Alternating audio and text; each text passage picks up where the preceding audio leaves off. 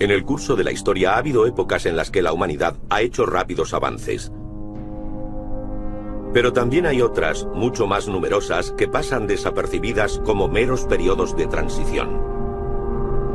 Ahora, en los albores del tercer milenio, ¿cómo será juzgada esta época por la posteridad? Y lo que es más importante, ¿qué forma adoptará esa posteridad? ¿Y de qué tipo de juicios será capaz? Por lo pronto, incluso antes de lo que pensamos, la humanidad tal como la conocemos podría cambiar radicalmente. El perfeccionamiento humano. Algo nuevo está surgiendo. Mientras la gente habla de la paz mundial, el fin de la historia y el ocaso de las ideologías, un ejército de científicos en todo el mundo sigue trabajando en sus laboratorios. El impacto de su labor está empezando a emerger. La tecnología está a punto de tomar la antorcha de la historia y guiarnos a una nueva era. Las actividades de los científicos en campos como la genética, la robótica, la inteligencia artificial, la biónica y la nanotecnología parece converger hacia un único objetivo: superar las limitaciones humanas. Nos dirigen inexorablemente hacia una era transhumana en la que especies más evolucionadas nos dejarán atrás como un fósil de la historia. Biopoder.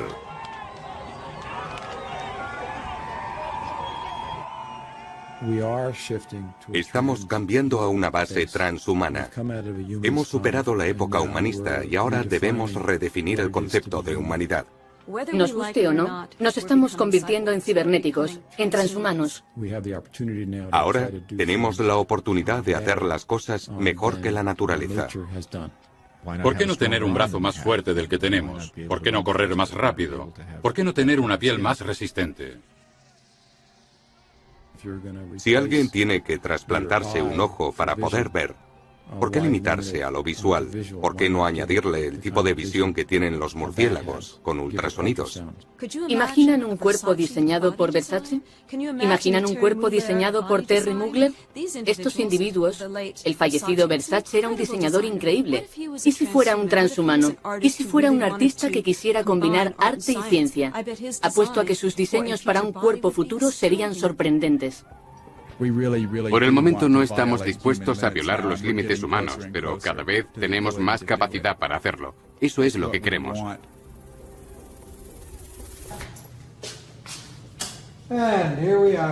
Aquí estamos, en el laboratorio de investigación del cerebro. Así era como almacenábamos los cerebros. El Dr. Robert White es neurocirujano del Hospital de Cleveland, Ohio. Aquí hay algunas fotografías. En 1963 hizo su primer experimento para mantener vivo un cerebro fuera del cuerpo. Esto es un cráneo humano y este es de gorila. Cuando extraemos un cerebro, lo aislamos y lo mantenemos con vida. Nunca muere. Esto es un cerebro humano. Está bien preservado. Así que no hay que preocuparse de que siga con vida. Hubo muchos intentos en todo el mundo, sobre todo en la Unión Soviética, de extraer el cerebro de un animal, de un perro, por ejemplo, y mantenerlo con vida mediante máquinas. Eso es algo que puede hacerse con el corazón, el riñón, el hígado, el pulmón y todos los demás órganos sólidos del cuerpo. Pero nadie ha sido capaz de lograrlo con el cerebro. Y en parte se debe a que el cerebro es muy delicado en lo que respecta a irrigación sanguínea. Así que al fin lo conseguimos y descubrimos que el cerebro de un animal desarrollado tenía ondas cerebrales y se producían en él procesos químicos que funcionaban a la perfección. Pero no podíamos comunicarnos con él. Le enviábamos impulsos eléctricos, podíamos demostrar que nos oía, pero no sabíamos si estaba procesando esa información. Pero lo más importante fue que nos dimos cuenta de que si podíamos hacerlo con el cerebro de un animal, podríamos hacerlo con un cerebro humano. Este brillante científico, Stephen Hawking, es astrofísico, está postrado en una silla de ruedas y habla, literalmente, a través de un ordenador. Y mucha gente lo ha descrito como un ordenador con cabeza. Se trata de un hombre que podría sobrevivir a su cuerpo enfermo mediante un trasplante completo. Para demostrar que el cerebro funcionaba normalmente en ese estado, el Dr. White tuvo que llevar a cabo un segundo experimento y consiguió trasplantar con éxito la cabeza de un mono en el cuerpo de otro. El animal sobrevivió 7 días antes de que el cuerpo rechazara la cabeza. Los monos con los que experimentamos eran tan monos como lo habían sido con sus cuerpos originales. Así que yo supondría, aunque iría más allá y lo aseguraría, que la personalidad del mono se conservó. ¿Se puede trasplantar la conciencia? Obviamente, la personalidad puede ser trasplantada si es que los monos la tienen. Uno podría preguntarse, ¿dónde nos conduce eso respecto al espíritu y el alma humana? Y supongo que podría decirse que pueden ser trasplantados.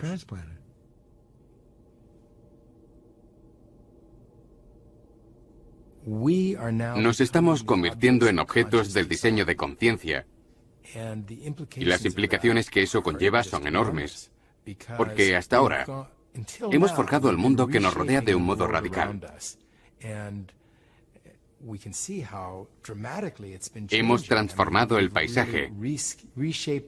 Hemos construido una sociedad, cambiando todo aquello ajeno a nosotros. Pero siempre imaginamos que nosotros seguiríamos igual, que no nos veríamos atrapados en ese proceso. Y no es así. Vamos a rehacernos. Y es algo difícil de tratar, porque nos romperá todas las cadenas que nos limitan y definen como seres humanos.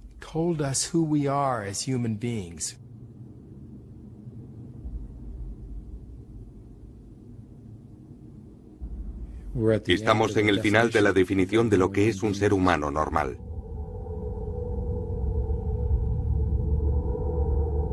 Todo ser vivo está definido por su código de ADN.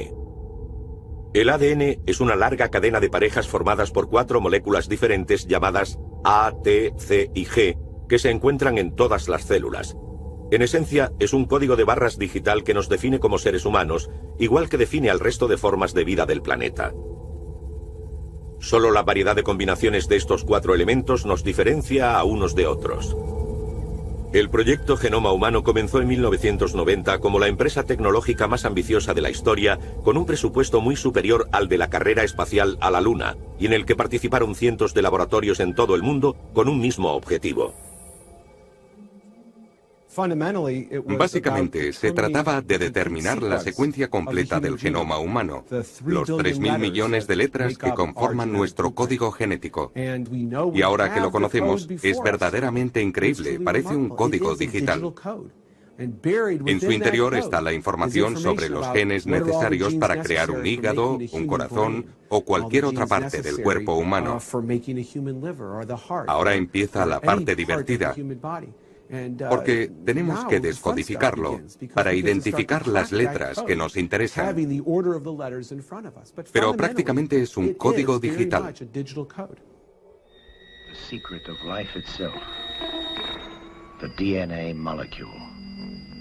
A genetic discovery that could give man the ability to create life to specifications. With it comes the power to change evolution itself. Never have we had such opportunity, or such awesome responsibility. Cambiar la estructura de ADN en un laboratorio es algo bastante sencillo y simple. Se puede estudiar un trozo de ADN para averiguar su función, se modifica la composición y se ve el efecto sobre la función. Se trata de un trabajo rutinario en un laboratorio de este tipo. Pasar del laboratorio a la persona, a la terapia, en teoría es igual de sencillo. En la práctica, se ha demostrado que puede resultar algo más difícil. El motivo es que no sabemos exactamente qué trozos de ADN utilizar. Aún no hemos tenido suficiente éxito a la hora de colocar un trozo de ADN determinado en las células correctas. Hemos aprendido a hacerlo de la naturaleza. Pero, ¿qué es una infección viral? Se trata de un virus que se adhiere a las células, entra en ellas y utiliza sus componentes para multiplicarse. Si cogemos ese virus y le quitamos las partes peligrosas, se adherirá a la célula, pero no podrá dañarla.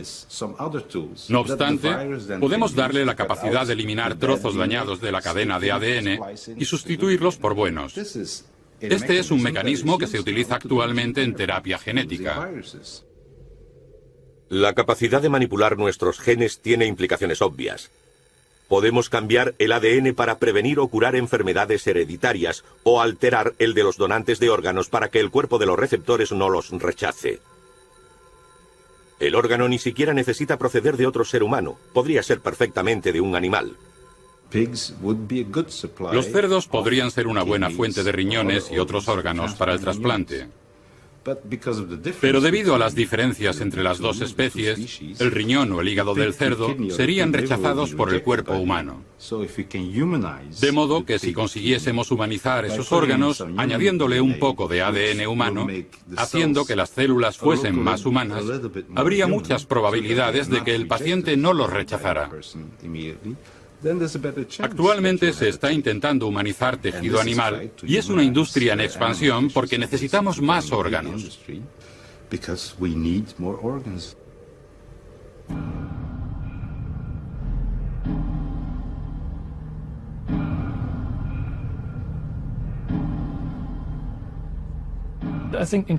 Cada vez somos más conscientes de que el cuerpo no es sagrado, que no fuimos creados siguiendo un plan divino. Fue un accidente aleatorio. Si cogemos dos pares de genes y los combinamos, siempre surge algo. A veces es algo maravilloso, un agujero en el corazón, una psicosis o cierta tendencia a experimentar ira, problemas de adicción, falta de concentración o cualquier otro tipo de defecto. Me parece absurdo calificar algo de normal o de sagrado. Se trata de pura suerte, no existe un plan prefijado que tengamos que seguir. La ingeniería genética me parece una de las cosas más éticas que podemos hacer. Una especie se define mediante el aislamiento de sus genes, el aislamiento reproductivo. Pero si empezamos a combinar genes de especies diferentes y a experimentar con la variedad genética disponible en el mundo animal, creamos nuevas alteraciones.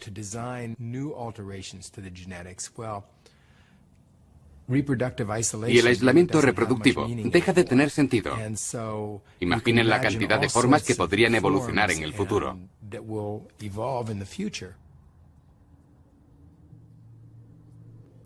En el futuro, podremos esculpir nuestros cuerpos como esculturas vivientes. Serán hermosos diseños electrónicos que brillarán como prismas a la luz de la mañana. Podremos cambiar de forma y convertirnos en trozos de mármol o mutar en fluidos luminiscentes con forma de serpiente. Después de todo, el cuerpo no es más que una extensión de la moda. Podríamos reconfigurar el cuerpo humano para conseguir volar, a pesar de que somos demasiado pesados. Algunos animales vuelan, como los murciélagos, pero son más ligeros. Pero es una pregunta interesante porque plantea el problema de no utilizar la genética solo para curar a un hombre, sino para convertirlo en un superhombre, haciéndole avanzar. Nuestro futuro no es intentar frenar la ingeniería genética, sino utilizarla del modo en que mejor nos sirva. Si podemos, nuestros hijos serán más inteligentes y sanos, y vivirán más tiempo gracias a nuestras alteraciones genéticas. ¿Por qué no íbamos a hacerlo? Si un niño pudiera vivir 2 siglos y otro solo 80 años, porque sus padres no estaban de acuerdo con hacerle algunos cambios genéticos, no creo que estuviera muy contento con esa decisión. Lo mismo ocurriría si su coeficiente intelectual fuera normal y el del resto de su clase fuera mucho mayor gracias a la manipulación biológica o genética. Se sentiría furioso.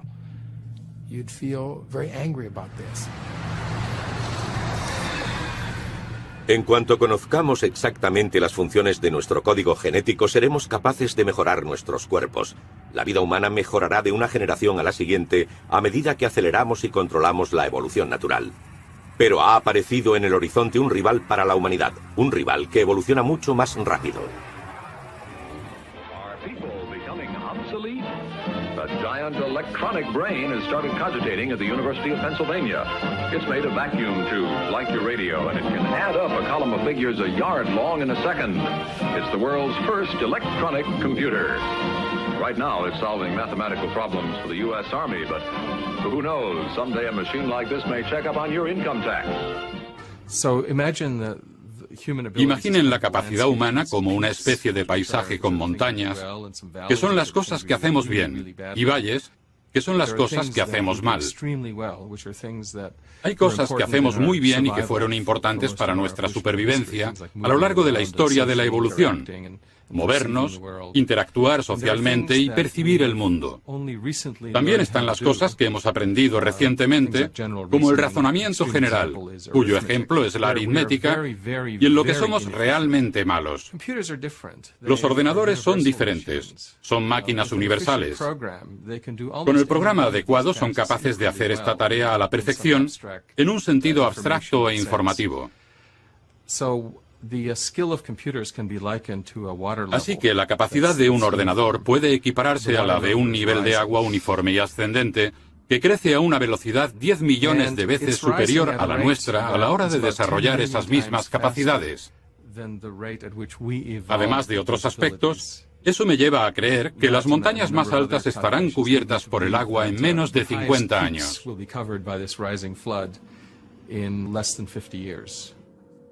Pero una vez que el nivel de la competencia informática haya superado a la de los mejores ingenieros humanos, estos dejarán de existir para dar paso a los ingenieros robóticos o informáticos. We might one day duplicate man, his form, his body, his actions and reactions, carefully engineered for lifelike appearance.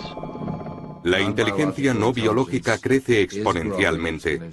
La inteligencia biológica no crece en absoluto, y si lo hace, es a un ritmo tan bajo que apenas es perceptible. Por ese motivo, la inteligencia artificial acabará siendo dominante.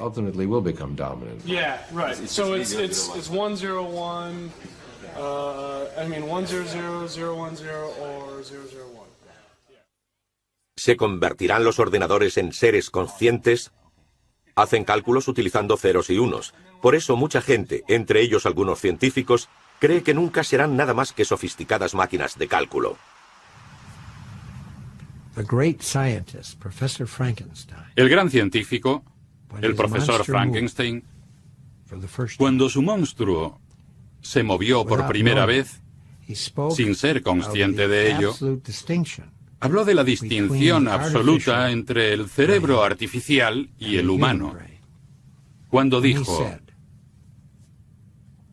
está vivo.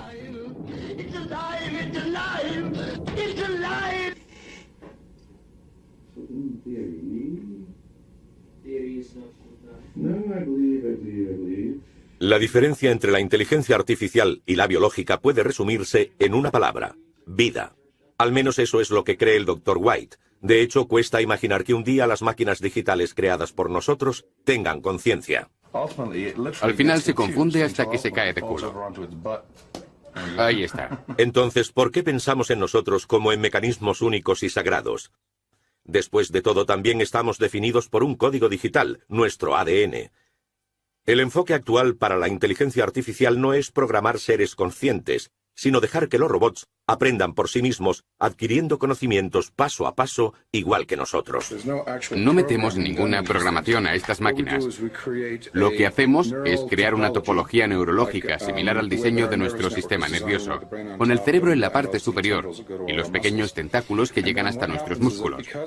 Y como no tiene más opción, cuando lo encendemos, aprenden a caminar. Se puede ver claramente. Cuando se levanta, se vuelve un poco loco. Y las patas parecen sufrir una especie de epilepsia hasta que aprende a seguir adelante. Vean. Acaba de aprender a andar. Se ha programado a sí mismo en un periodo de tiempo muy corto. La gente casi siempre asume que primero se crea el cerebro y de él surge el resto del cuerpo. Por el contrario, más de la mitad de las especies de este planeta no tienen cerebro para expresarse, pero logran sobrevivir y moverse en su entorno de manera eficaz. Así que hemos intentado evolucionar los robots desde lo básico, y en el proceso no hemos desarrollado cerebros, pero sí sistemas nerviosos muy efectivos.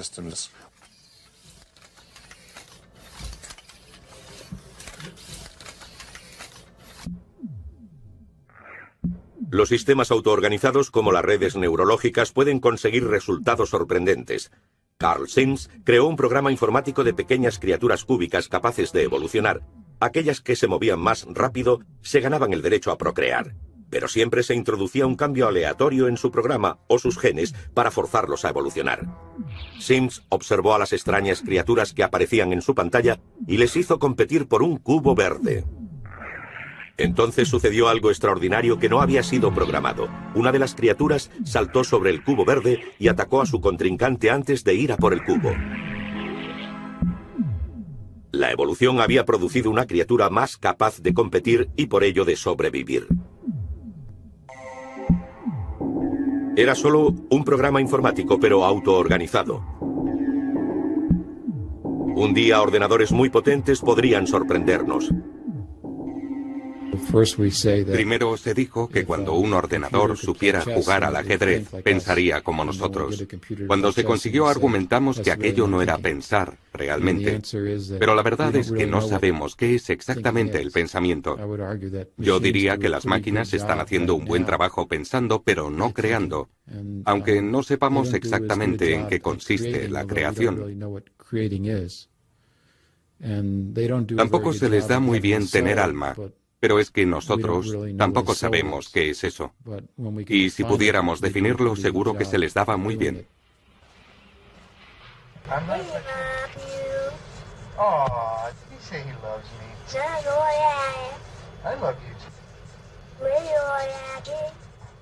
Si damos cuerpos a las máquinas, si construimos entidades corpóreas y las dejamos formar parte de nuestra comunidad desde el primer momento para que aprendan a interaccionar con nosotros, a distinguirnos del entorno, automáticamente surgirán cosas como el amor. Un bebé recién nacido carece por completo de esos valores. Los aprende interactuando con sus padres, su familia y su comunidad. ¿Aprenderán a amar estos robots si llegan a ser inteligentes o se volverán contra sus creadores?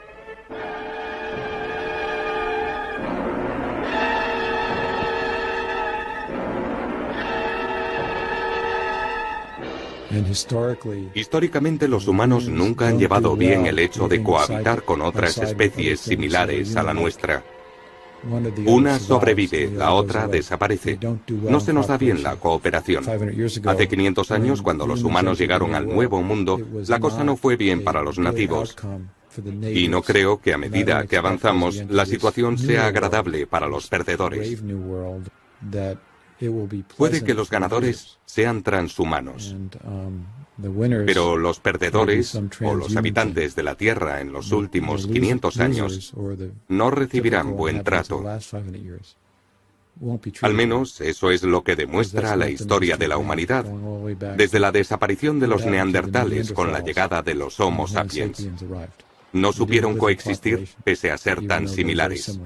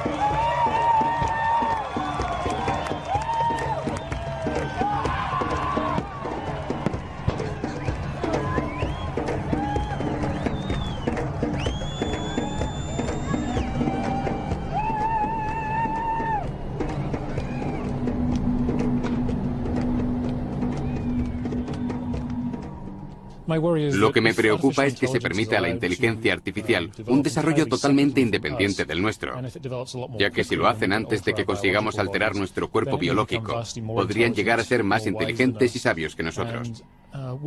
Nos quedaríamos atrás, y yo preferiría ir por delante de las criaturas más avanzadas. Si no queremos quedar obsoletos al nacer, si queremos permanecer en lo más alto de la evolución, parece que solo hay una solución: convertirnos en robots.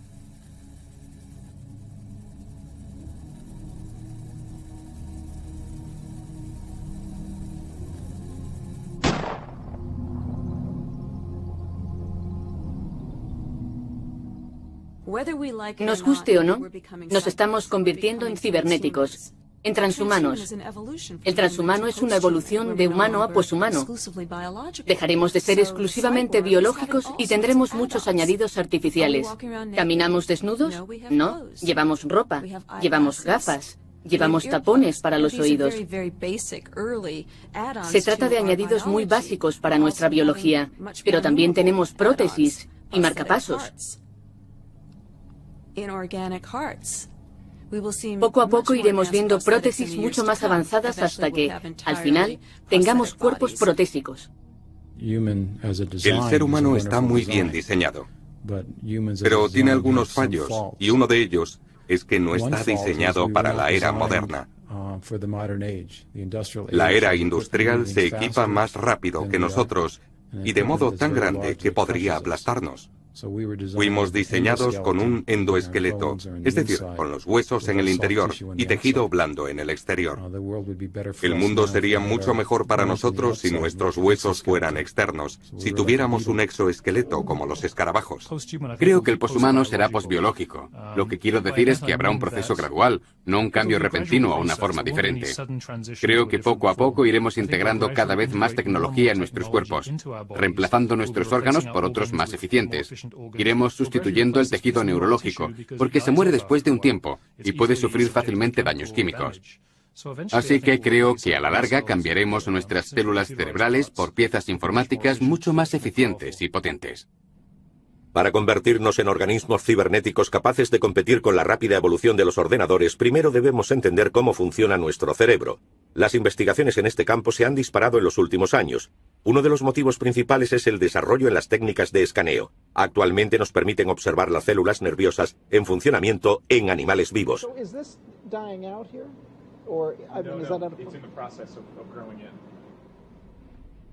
La técnica está basada en las medusas fluorescentes. El Dr. Littman aisló el gen responsable de la fluorescencia. Lo implantó en ratones y continuó sus experimentos hasta que obtuvo un ratón solo con las células cerebrales fluorescentes. Han sido modificados genéticamente y sus características son ahora hereditarias. Tenemos una variedad de ratón amarillo, otra de ratón azul y otra en la que solo hemos marcado unas cuantas células.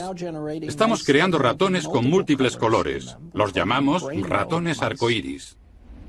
Mediante esta técnica se pueden observar las células nerviosas, establecer conexiones entre ellas y emitir señales. Es bastante sorprendente y precioso ver las células nerviosas. Se conocen desde hace mucho tiempo, pero nunca se había podido observar en animales vivos. Actualmente esta técnica se utiliza en muchos laboratorios que unen esfuerzos para comprender el funcionamiento del cerebro. Otros científicos utilizan un método totalmente diferente. Aíslan las células del cerebro y las cultivan en pequeñas placas sobre chips informáticos. El problema de esta técnica es que resulta extremadamente difícil colocar las células en el punto exacto de conexión. Un equipo de investigadores de IMEC ha resuelto el problema. Colocaron sobre el chip una plantilla de un producto que a las células les encanta comer. Mientras lo consumían se quedaban adheridas en el punto exacto, en tanto que la dirección de sus tentáculos queda delimitada por la plantilla. De este modo se puede controlar toda la red de células nerviosas.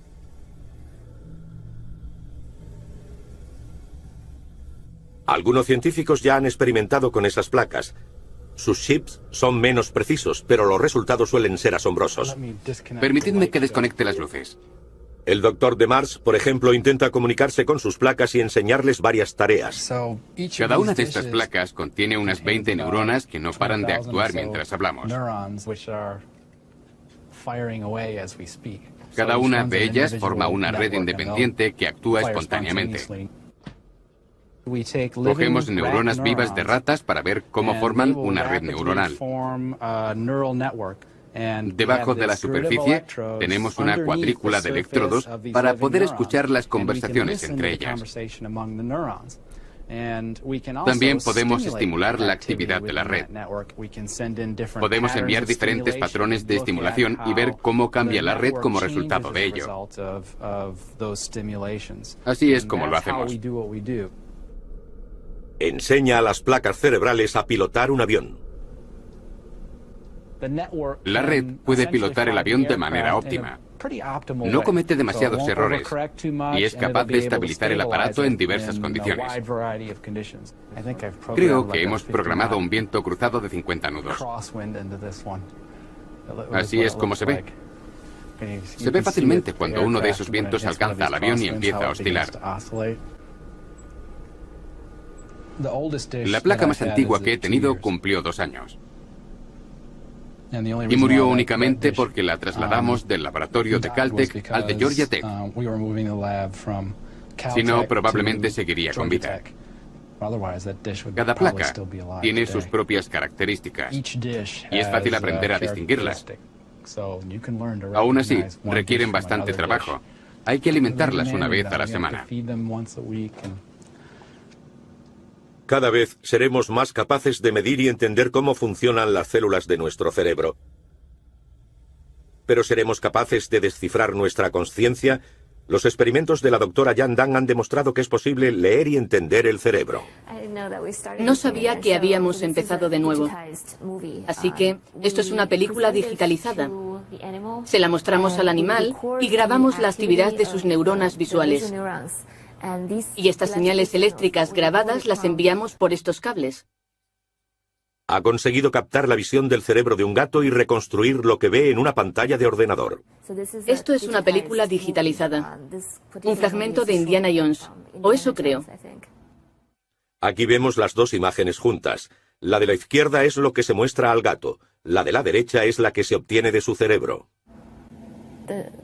La imagen parpadea bastante. El ruido. Probablemente ese sea el ruido de las neuronas, porque a veces lanzan picos espontáneamente. Tenemos en cuenta ese ruido, pero puede que reflejen otra cosa, como sus pensamientos. Aún así, no podemos aislarlos y se reflejan en forma de información visual. Esta es la reconstrucción que obtenemos. Es la primera vez que se obtiene una imagen de un cerebro y eso demuestra que podemos leerlo y entender su gramática. La cara es reconocible, pero no puedo evitar pensar que tiene un aire felino.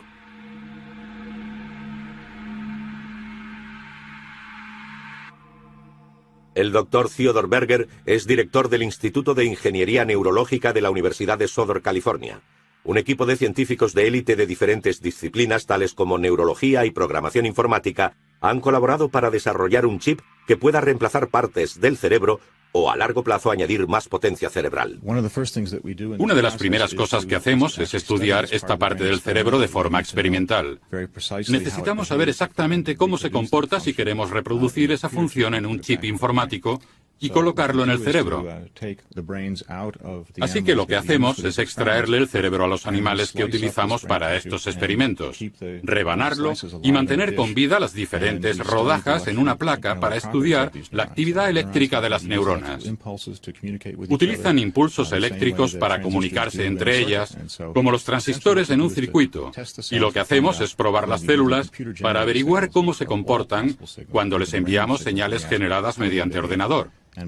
Observando su lenguaje, deducimos la función e intentamos describirla mediante ecuaciones matemáticas.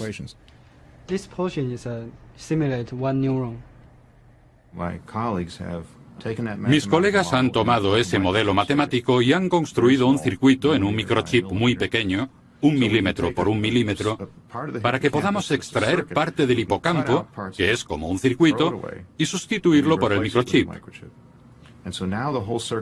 Ahora el circuito funciona como uno biológico y la información entrante, los patrones temporales de entrada son iguales a los de salida, como sucedería con cualquier tejido biológico. Sin embargo, hay un microchip haciendo la función biológica. Actualmente el chip está siendo probado en animales. Uno de los problemas que aún no se han resuelto es la conexión del chip al cerebro. La tecnología actual utiliza electrodos diminutos, pero en el futuro podría emplearse la opción de implantar células cerebrales directamente en los puntos de conexión del chip. Estas podrían ser forzadas a conectarse en puntos exactos del cerebro para crear una interfaz perfecta. Esto podría permitirnos reparar cerebros dañados en accidentes o por enfermedad, pero también haría posible establecer una comunicación directa de un cerebro a otro, de modo que en vez de estar limitados como lo estamos los humanos con las palabras, la idea sería comunicar la experiencia global de cerebro a cerebro. Es una idea fantástica. Pero debo decir que tiene muchas otras implicaciones, posiblemente más prácticas a corto plazo. Una de esas aplicaciones a corto plazo ya es realidad. El chip se utiliza para reconocer sonidos, ya que puede hacerlo con la misma precisión que nosotros. Hemos utilizado estos modelos basados en el cerebro para desarrollar sistemas de reconocimiento acústico. Se les entrena del mismo modo que a un cerebro normal para reconocer sonidos determinados. Y uno de los primeros que le hemos enseñado es el de un disparo. Es un modelo que aprende a comunicarse como las neuronas del hipocampo. Nada más. Pura biología. Hay una allí, al otro lado del parque. Y aquí había otra. Hace 2 días colocaron otra.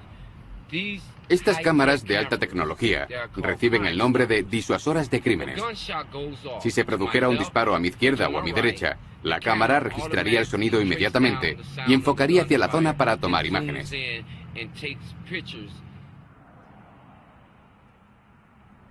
Actualmente no se puede comprar ningún sistema de reconocimiento de señales de voz o de cualquier otro sonido. No funcionan. Pero así lo hace el cerebro. Y como nuestros modelos se basan en él, tenemos que trabajar en esa dirección. La cuestión es que no hay cámaras instaladas en los barrios de blancos. Pero nosotros tenemos 5 o 6. El barrio negro está siendo vigilado.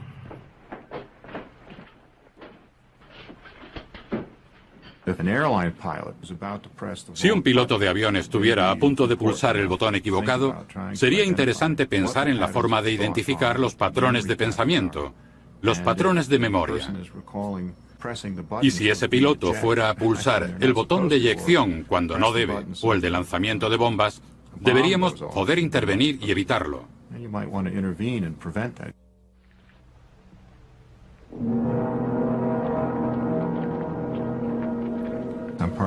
En la Agencia de Investigación de Proyectos Avanzados de Defensa, intentamos comprender exactamente eso.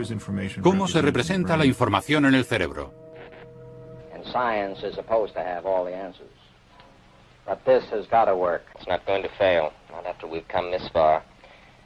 We have here, for all practical purposes, a normal human being, except for his electronic sensory control system, of course.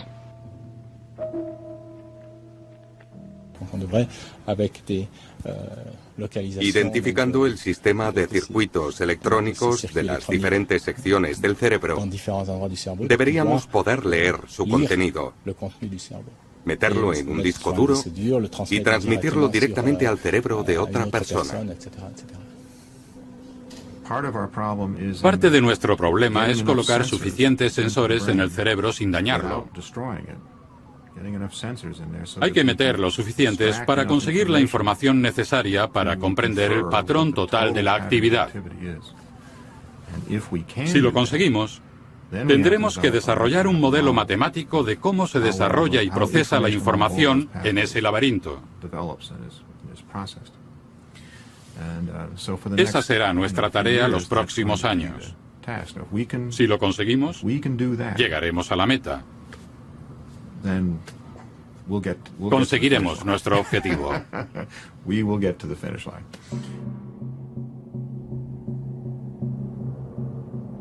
Sería demasiado conservador decir que para el 2025 seremos capaces de conocer todo lo que sucede en nuestro cerebro. Las conexiones neuronales, las claves sinápticas, los neurotransmisores y crear una enorme base de datos copiando cada célula al detalle para poder introducir esa información en un ordenador con capacidad suficiente y crear una copia del proceso de pensamiento que tiene lugar en nuestras mentes. En realidad se trata de una prueba de que somos capaces de desentrañar los secretos de la inteligencia que existe en el cerebro humano. Una vez que hemos escaneado esa información, también podemos comprender y ver cómo está organizado y mejorarlo o extenderlo. Podemos aumentar la memoria o hacer que funcione más rápido e incluso ampliar las capacidades perceptivas. Transferir la mente a un ordenador. Este parece ser el sueño de muchos científicos. Liberarnos de nuestros cuerpos que se están quedando obsoletos en este mundo tecnológico para pasar a ser espíritus libres en un ciberespacio.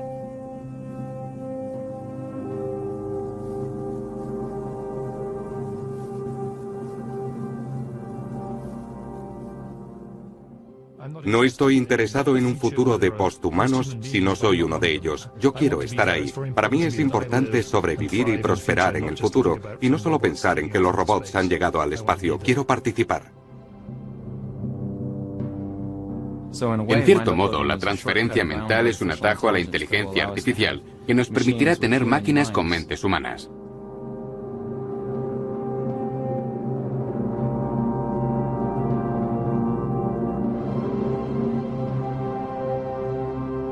Espero que quepamos en un CD-ROM de 600 megabytes. Apuesto a que es toda la capacidad necesaria para copiar a una persona.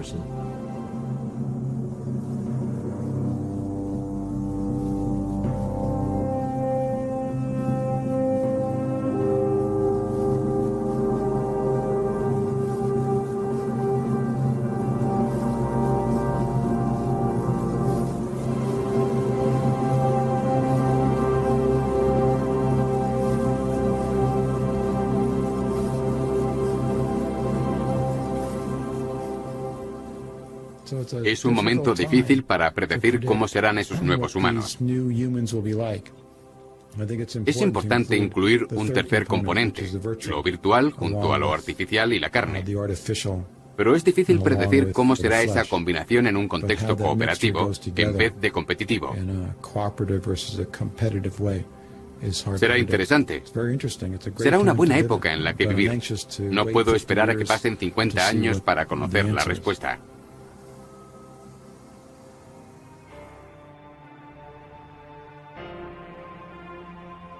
La realidad y la realidad virtual están empezando a fusionarse. Para entender cómo va a suceder, tenemos que fijarnos en otro tipo de tecnología destinada a eclipsar a cualquier otra: la nanotecnología. Conseguir el control de la materia átomo a átomo. So what we're going to do is move this atom from this location here to a location right over here. We'll move it just along this path here. Now you gotta get excited about that. You just gotta get excited about that. Ahora los científicos son capaces de coger un átomo y moverlo de un lado a otro. Es un pequeño paso para un átomo, pero un salto gigantesco para la humanidad. Si empezamos a construir desde los átomos, podremos crear prácticamente cualquier cosa. Los productos fabricados están hechos de átomos y sus propiedades dependen de su disposición. Actualmente las tecnologías de fabricación organizan los átomos de forma tosca y estadísticamente, pero en el futuro, gracias a la nanotecnología, podremos crear los elementos de construcción básicos exactamente como queramos, de forma flexible y a bajo coste. La nanotecnología ofrecerá muchas oportunidades a otras tecnologías, sobre todo a la informática. Cuando puedan hacerse conexiones informáticas mediante átomos, la potencia aumentará enormemente. Ordenadores increíblemente potentes. Podremos meter en un azucarillo un ordenador más potente que todos los que existen actualmente combinados. Pero existen muchos otros campos en los que se aplicará la nanotecnología. Mientras a finales del pasado milenio muchos científicos creían que la nanotecnología era ciencia ficción, ahora vemos sus primeras aplicaciones en el mercado. Conocemos materiales que purifican el agua, que generan electricidad y que generan energía química. Nuestro proyecto de investigación a largo plazo es construir un sistema que procese esa información como una especie de neurona artificial. Vamos a empezar a ver sistemas y procesos que proliferarán en 4 o 5 años y que no dejarán de sorprendernos. Este punto giratorio es la primera nanomáquina jamás construida del tamaño de un átomo. Cogí el F1 ATPA y le puse una pequeña hélice que girara hasta alcanzar una molécula. Ahora puedo manipular muchos miles y crear sistemas más complejos, como los que tenemos en nuestro cuerpo, para que lleven a cabo funciones más sofisticadas. El objetivo final es crear robots tan pequeños como los virus, llamados nanobots.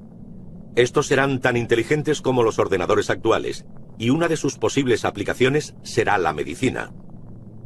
Los nanobots podrían ser inyectados en el torrente sanguíneo de una persona para acabar con las células cancerígenas, por ejemplo, o para llevar a cabo labores de mantenimiento en el cuerpo, e incluso para modificar el código genético.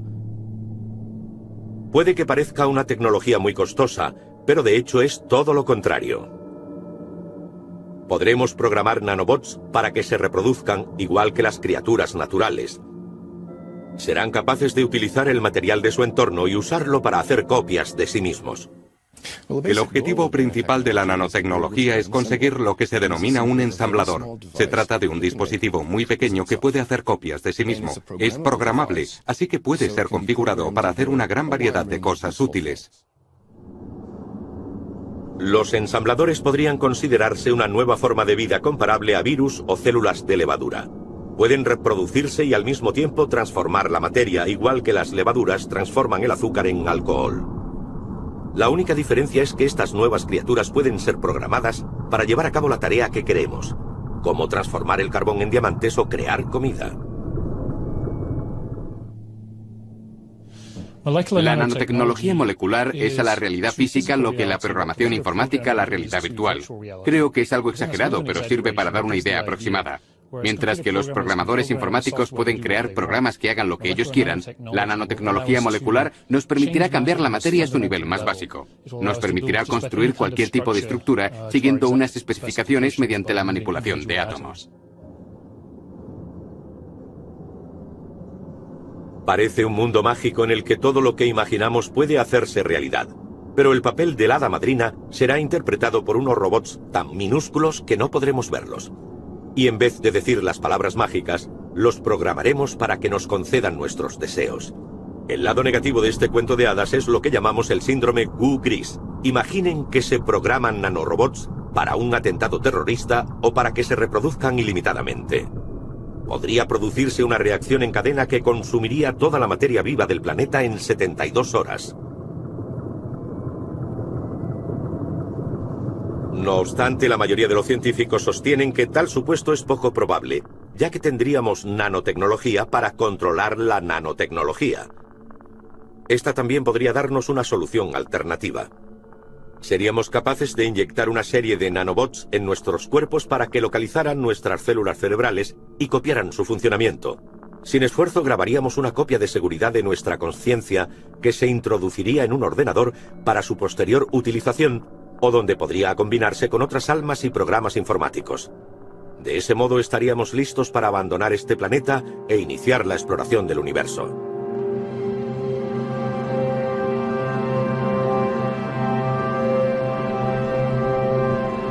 ¿Cuál es nuestro lugar en este mundo mágico donde todo puede ser transformado? ¿Cómo sobrellevará a la gente ese futuro? ¿O se trata de algo que por definición va más allá de nuestra capacidad de entendimiento y solo podrán comprender los transhumanos? ¿Permaneceremos como siempre y observaremos maravillados desde un lado? ¿O nos transferiremos y participaremos en el mundo como superhombres? Dejaos transferir a una red de nanoordenadores y que el viento os lleve.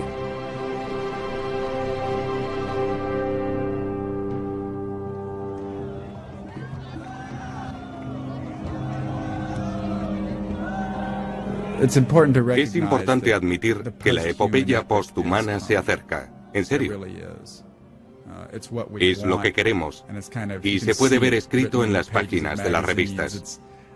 Las palabras del profeta están escritas en las paredes del metro. Por el momento no estamos dispuestos a violar los límites humanos, pero cada vez tenemos más capacidad para hacerlo. Pero también es importante destacar que este no es el final de la historia, que no soluciona todos nuestros problemas y que crea otros nuevos que se intensificarán. Habrá más de un tipo de posthumanidad. Y el mero hecho de que dejemos de ser humanos no significa que no volvamos a sufrir los mismos problemas de personalidad que antes. Eso no nos liberará de nosotros mismos y probablemente acentúe los matices y no lo contrario. No vamos a convertirnos en máquinas como Robocop. Solo tendremos nuevas habilidades y poderes. Lo cual supone un problema, porque a mayor poder, más responsabilidad, no menos.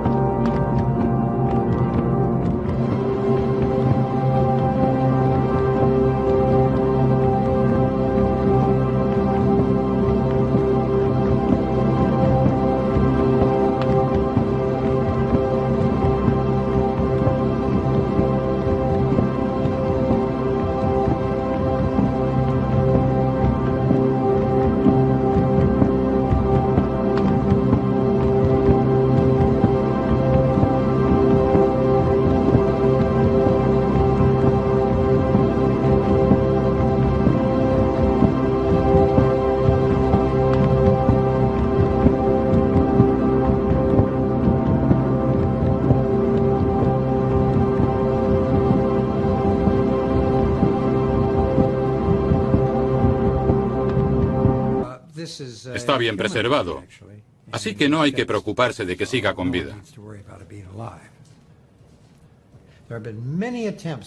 Hubo muchos intentos en todo el mundo, sobre todo en la Unión Soviética, de extraer el cerebro de un animal, de un perro, por ejemplo, y mantenerlo con vida mediante máquinas.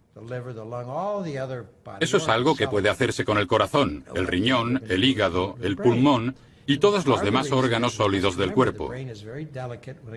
Pero nadie ha sido capaz de lograrlo con el cerebro. Y en parte se debe a que el cerebro es muy delicado en lo que respecta a irrigación sanguínea. Así que al fin lo conseguimos y descubrimos que el cerebro de un animal desarrollado tenía ondas cerebrales y se producían en él procesos químicos que funcionaban a la perfección. Pero no podíamos comunicarnos con él. Le enviábamos impulsos eléctricos, podíamos demostrar que nos oía, pero no sabíamos si estaba procesando esa información. Pero lo más importante fue que nos dimos cuenta de que si podíamos hacerlo con el cerebro de un animal, podríamos hacerlo con un cerebro humano. Este brillante científico, Stephen Hawking, es astrofísico, está postrado en una silla de ruedas y habla, literalmente, a través de un ordenador. Y mucha gente lo ha descrito como un ordenador con cabeza. Se trata de un hombre que podría sobrevivir a su cuerpo enfermo mediante un trasplante completo. Para demostrar que el cerebro funcionaba normalmente en ese estado, el Dr. White tuvo que llevar a cabo un segundo experimento, y consiguió trasplantar con éxito la cabeza de un mono en el cuerpo de otro. El animal sobrevivió 7 días antes de que el cuerpo rechazara la cabeza. Los monos con los que experimentamos eran tan monos como lo habían sido con sus cuerpos originales.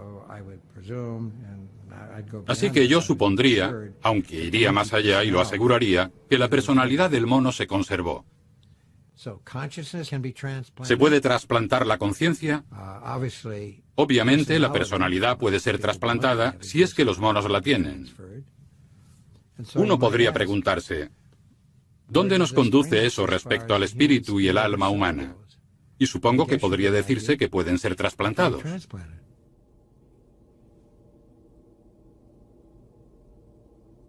Nos estamos convirtiendo en objetos del diseño de conciencia, y las implicaciones que eso conlleva son enormes, porque hasta ahora hemos forjado el mundo que nos rodea de un modo radical. Hemos transformado el paisaje. Hemos construido una sociedad, cambiando todo aquello ajeno a nosotros. Pero siempre imaginamos que nosotros seguiríamos igual, que no nos veríamos atrapados en ese proceso. Y no es así. Vamos a rehacernos. Y es algo difícil de tratar, porque nos romperá todas las cadenas que nos limitan y definen como seres humanos.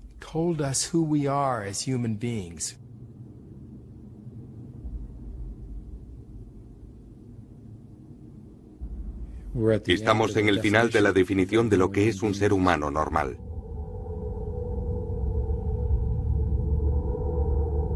Todo ser vivo está definido por su código de ADN. El ADN es una larga cadena de parejas formadas por 4 moléculas diferentes llamadas A, T, C y G, que se encuentran en todas las células. En esencia, es un código de barras digital que nos define como seres humanos, igual que define al resto de formas de vida del planeta. Solo la variedad de combinaciones de estos 4 elementos nos diferencia a unos de otros. El proyecto Genoma Humano comenzó en 1990 como la empresa tecnológica más ambiciosa de la historia, con un presupuesto muy superior al de la carrera espacial a la Luna, y en el que participaron cientos de laboratorios en todo el mundo con un mismo objetivo. Básicamente, se trataba de determinar la secuencia completa del genoma humano, los 3.000 millones de letras que conforman nuestro código genético. Y ahora que lo conocemos, es verdaderamente increíble, parece un código digital. En su interior está la información sobre los genes necesarios para crear un hígado, un corazón o cualquier otra parte del cuerpo humano. Ahora empieza la parte divertida, porque tenemos que descodificarlo para identificar las letras que nos interesan. Pero prácticamente es un código digital. The secret of life itself, the DNA molecule, a genetic discovery that could give man the ability to create life to specifications. With it comes the power to change evolution itself. Never have we had such opportunity, or such awesome responsibility. Cambiar la estructura de ADN en un laboratorio es algo bastante sencillo y simple. Se puede estudiar un trozo de ADN para averiguar su función, se modifica la composición y se ve el efecto sobre la función. Se trata de un trabajo rutinario en un laboratorio de este tipo. Pasar del laboratorio a la persona, a la terapia, en teoría es igual de sencillo. En la práctica, se ha demostrado que puede resultar algo más difícil. El motivo es que no sabemos exactamente qué trozos de ADN utilizar. Aún no hemos tenido suficiente éxito a la hora de colocar un trozo de ADN determinado en las células correctas. Hemos aprendido a hacerlo de la naturaleza. Pero, ¿qué es una infección viral? Se trata de un virus que se adhiere a las células, entra en ellas y utiliza sus componentes para multiplicarse. Si cogemos ese virus y le quitamos las partes peligrosas, se adherirá a la célula, pero no podrá dañarla. No obstante, podemos darle la capacidad de eliminar trozos dañados de la cadena de ADN y sustituirlos por buenos. Este es un mecanismo que se utiliza actualmente en terapia genética. La capacidad de manipular nuestros genes tiene implicaciones obvias. Podemos cambiar el ADN para prevenir o curar enfermedades hereditarias o alterar el de los donantes de órganos para que el cuerpo de los receptores no los rechace. El órgano ni siquiera necesita proceder de otro ser humano. Podría ser perfectamente de un animal. Los cerdos podrían ser una buena fuente de riñones y otros órganos para el trasplante. Pero debido a las diferencias entre las dos especies, el riñón o el hígado del cerdo serían rechazados por el cuerpo humano. De modo que si consiguiésemos humanizar esos órganos, añadiéndole un poco de ADN humano, haciendo que las células fuesen más humanas, habría muchas probabilidades de que el paciente no los rechazara. Actualmente se está intentando humanizar tejido animal y es una industria en expansión porque necesitamos más órganos.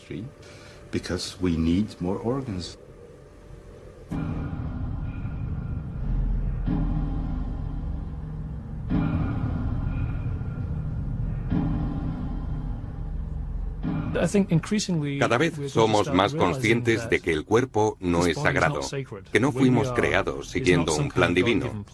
Fue un accidente aleatorio. Si cogemos dos pares de genes y los combinamos, siempre surge algo. A veces es algo maravilloso, un agujero en el corazón, una psicosis o cierta tendencia a experimentar ira, problemas de adicción, falta de concentración o cualquier otro tipo de defecto. Me parece absurdo calificar algo de normal o de sagrado. Se trata de pura suerte, no existe un plan prefijado que tengamos que seguir. La ingeniería genética me parece una de las cosas más éticas que podemos hacer. Una especie se define mediante el aislamiento de sus genes, el aislamiento reproductivo. Pero si empezamos a combinar genes de especies diferentes y a experimentar con la variedad genética disponible en el mundo animal, creamos nuevas alteraciones.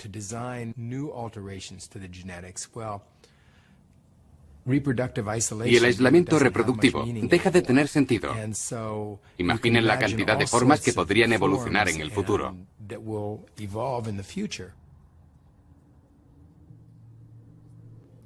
En el futuro, podremos esculpir nuestros cuerpos como esculturas vivientes. Serán hermosos diseños electrónicos que brillarán como prismas a la luz de la mañana. Podremos cambiar de forma y convertirnos en trozos de mármol o mutar en fluidos luminiscentes con forma de serpiente. Después de todo, el cuerpo no es más que una extensión de la moda. Podríamos reconfigurar el cuerpo humano para conseguir volar, a pesar de que somos demasiado pesados. Algunos animales vuelan, como los murciélagos, pero son más ligeros. Pero es una pregunta interesante porque plantea el problema de no utilizar la genética solo para curar a un hombre, sino para convertirlo en un superhombre, haciéndole avanzar. Nuestro futuro no es intentar frenar la ingeniería genética, sino utilizarla del modo en que mejor nos sirva. Si podemos, nuestros hijos serán más inteligentes y sanos, y vivirán más tiempo gracias a nuestras alteraciones genéticas. ¿Por qué no íbamos a hacerlo? Si un niño pudiera vivir 2 siglos, y otro solo 80 años, porque sus padres no estaban de acuerdo con hacerle algunos cambios genéticos, no creo que estuviera muy contento con esa decisión. Lo mismo ocurriría si su coeficiente intelectual fuera normal y el del resto de su clase fuera mucho mayor gracias a la manipulación biológica o genética. Se sentiría furioso.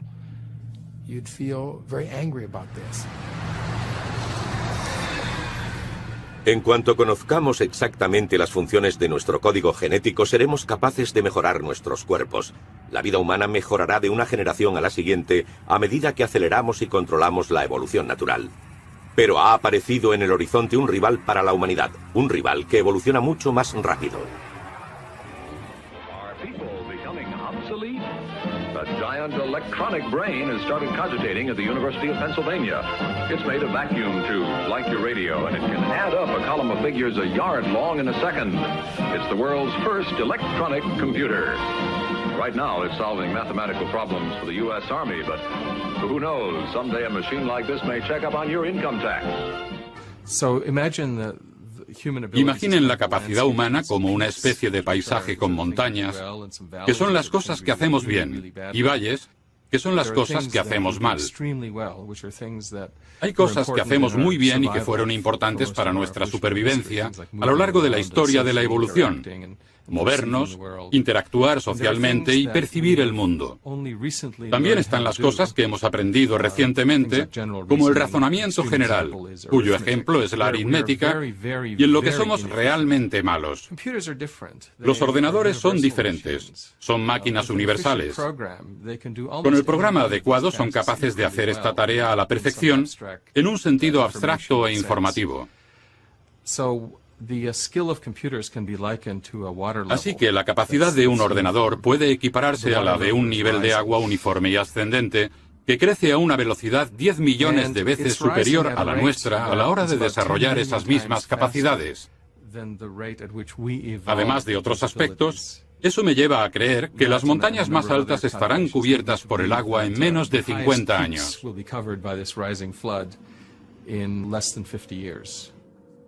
Pero una vez que el nivel de la competencia informática haya superado a la de los mejores ingenieros humanos, estos dejarán de existir para dar paso a los ingenieros robóticos o informáticos. We might one day duplicate man, his form, his body, his actions and reactions, carefully engineered for lifelike appearance. La inteligencia no biológica crece exponencialmente. La inteligencia biológica no crece en absoluto, y si lo hace, es a un ritmo tan bajo que apenas es perceptible. Por ese motivo, la inteligencia artificial acabará siendo dominante.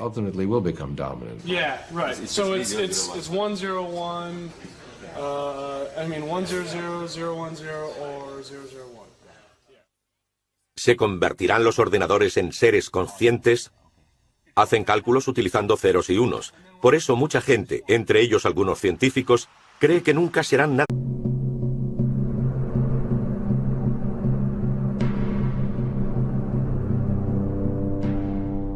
En el curso de la historia ha habido épocas en las que la humanidad ha hecho rápidos avances. Pero también hay otras, mucho más numerosas, que pasan desapercibidas como meros periodos de transición. Ahora, en los albores del tercer milenio, ¿cómo será juzgada esta época por la posteridad? Y lo que es más importante, ¿qué forma adoptará esa posteridad? ¿Y de qué tipo de juicios será capaz? Por lo pronto, incluso antes de lo que pensamos, la humanidad tal como la conocemos podría cambiar radicalmente. El perfeccionamiento humano. Algo nuevo está surgiendo. Mientras la gente habla de la paz mundial, el fin de la historia y el ocaso de las ideologías, un ejército de científicos en todo el mundo sigue trabajando en sus laboratorios. El impacto de su labor está empezando a emerger. La tecnología está a punto de tomar la antorcha de la historia y guiarnos a una nueva era. Las actividades de los científicos en campos como la genética, la robótica, la inteligencia artificial, la biónica y la nanotecnología parece converger hacia un único objetivo: superar las limitaciones humanas. Nos dirigen inexorablemente hacia una era transhumana en la que especies más evolucionadas nos dejarán atrás como un fósil de la historia. Biopoder.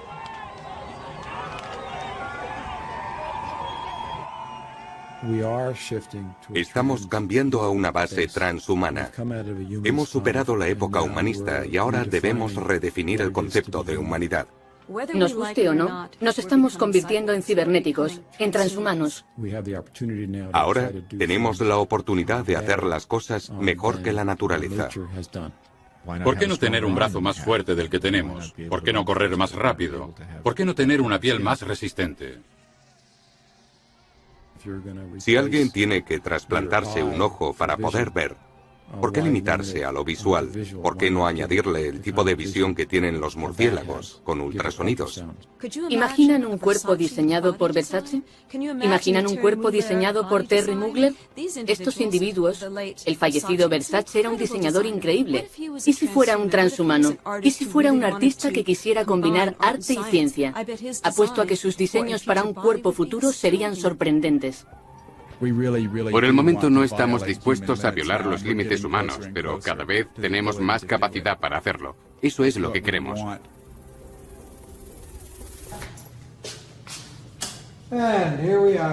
Aquí estamos, en el laboratorio de investigación del cerebro. Así era como almacenábamos los cerebros. El doctor Robert White es neurocirujano del Hospital de Cleveland, Ohio. Aquí hay algunas fotografías. En 1963 hizo su primer experimento para mantener vivo un cerebro fuera del cuerpo. Esto es un cráneo humano y este es de gorila. Cuando extraemos un cerebro, lo aislamos y lo mantenemos con vida. Nunca muere. Esto es un cerebro humano.